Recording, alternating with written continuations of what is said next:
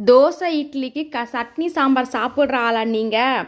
அப்போ கண்டிப்பாக இந்த கும்பகோணம் கடைப்பா ஒரு வாட்டி சாப்பிட்டீங்கன்னா கண்டிப்பாக விட மாட்டீங்க. அந்த அளவுக்கு டேஸ்டியாக இருக்கும், ஹெல்த்தியும் கூட.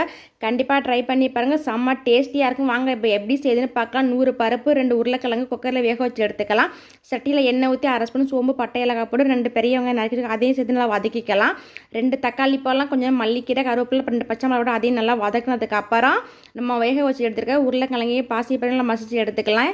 அதை வச்சுட்டு அரை முடி தேங்காயில் வந்து 1/2 ஸ்பூன் கசகசா, 1/2 ஸ்பூன் சோம்பு, 2 பச்சை மிளகாய், ஒரு துண்டு இஞ்சி, 2 பூண்டு சேர்த்து 1 ஸ்பூன் பொட்டுக்கடலை சேர்த்து அரைச்சி எடுத்துக்கலாம். நம்ம வந்து இதுக்குள்ளே கலந்து விட்டு தேவையான தண்ணி ஊற்றி ஒரு 10 நிமிஷத்துக்கு மீடியம் ஃப்ளேமில் வச்சு நல்லா கொதிக்க விடுங்க. ஹை ஃப்ளேமில் வைக்காதீங்க, அடி பிடிச்சி அப்போ கிண்டி விடுங்க. இது கண்டிப்பாக ட்ரை பண்ணி பாருங்க, ரொம்ப ரொம்ப டேஸ்டியாக இருக்கும். இதை நீங்கள் செஞ்சுட்டிங்கன்னா அதுக்கப்புறம் சட்னி சாம்பார்லாம் விட்டுருங்க, டேஸ்ட்டு சூப்பராக. கண்டிப்பாக ட்ரை பண்ணி பாருங்கள். தேங்க்ஸ் ஃபார் வாட்சிங். அஸ்ஸலாமு அலைக்கும். பாய்.